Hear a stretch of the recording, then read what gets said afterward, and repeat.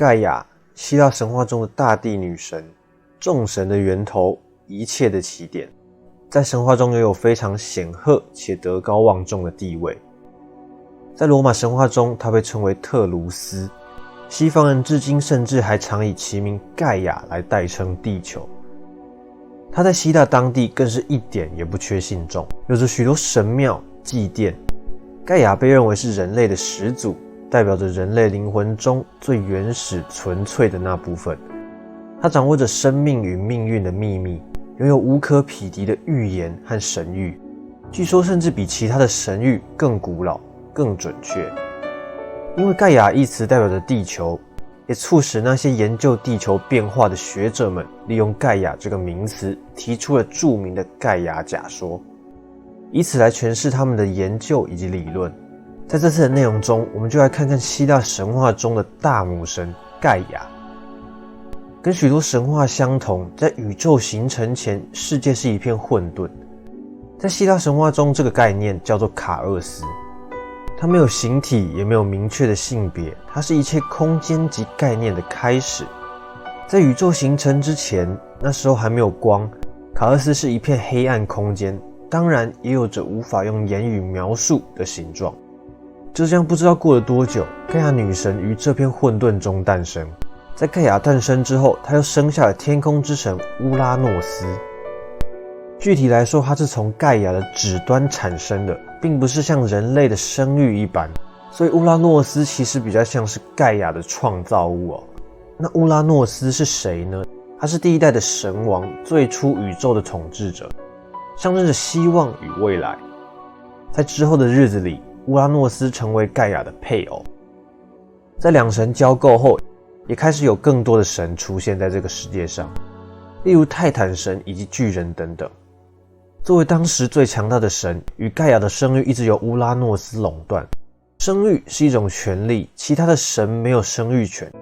乌拉诺斯可是当时全宇宙的统治者，因此在孩子眼中，他未必是一个慈父，所有的孩子看见他都胆战心惊。乌拉诺斯认为盖亚所生下的巨人们长相怪异，不如泰坦那种正常的人形，于是在他们出生没多久后，就把他们打落塔尔塔罗斯。塔尔塔罗斯是希腊神话中地狱的代名词，是关押惩罚恶人的监狱。因此不少的巨人在出生后不久，只因为其貌不扬的外表就此坠落。在那个时代，天和地是没有分界的，乌拉诺斯与盖亚不断的交媾，两者完全的叠合，每一片土地都覆盖着天空。乌拉诺斯整天在盖亚的怀抱中发泄与展现自己的淫威，使所有的孩子都生活在父亲乌拉诺斯的威慑之下。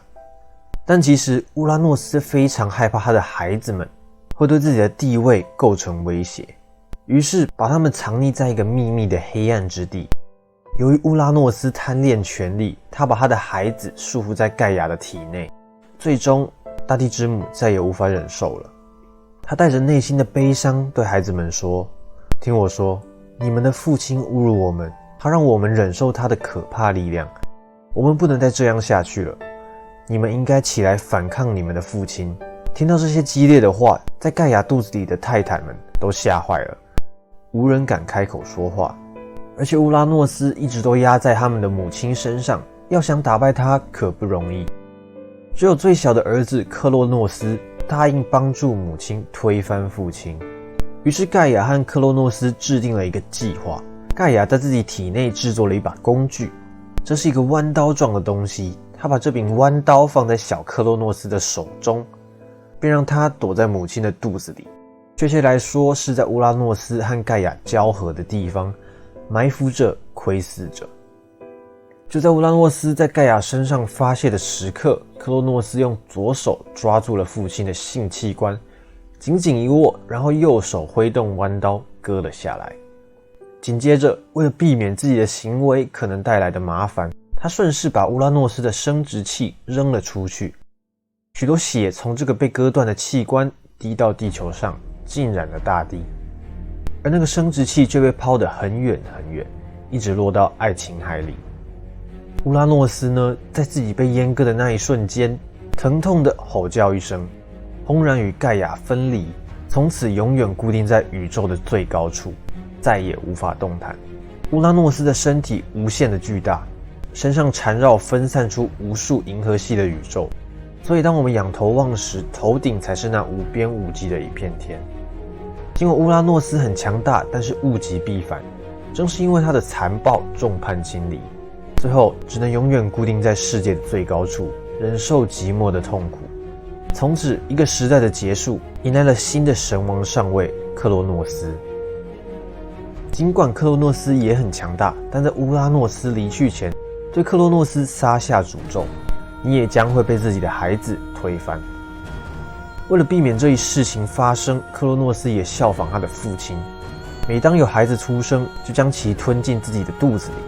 有一次，克洛诺斯的妻子怀孕后，受到盖亚的暗中帮助，偷偷离开了奥林匹斯山，来到一个秘密的地方，生下小孩。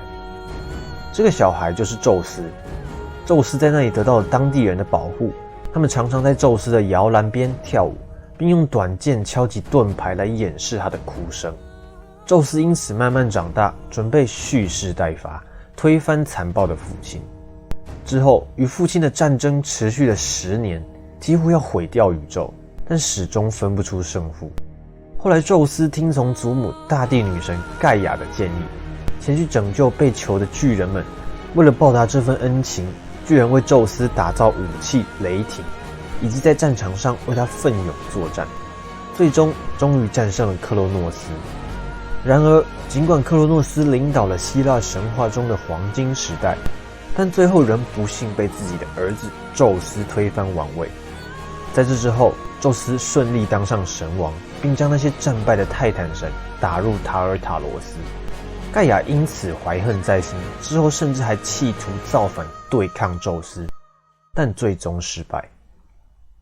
与处于统治阶级的历代神王相比，盖亚更像是神灵家族之中和蔼可亲的老祖母，大家的妈妈。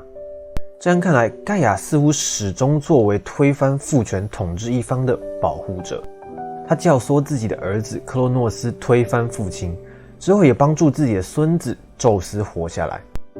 但与此同时，他同样憎恶将自己儿女泰坦神族打败后，关入塔尔塔罗斯接受惩罚的宙斯。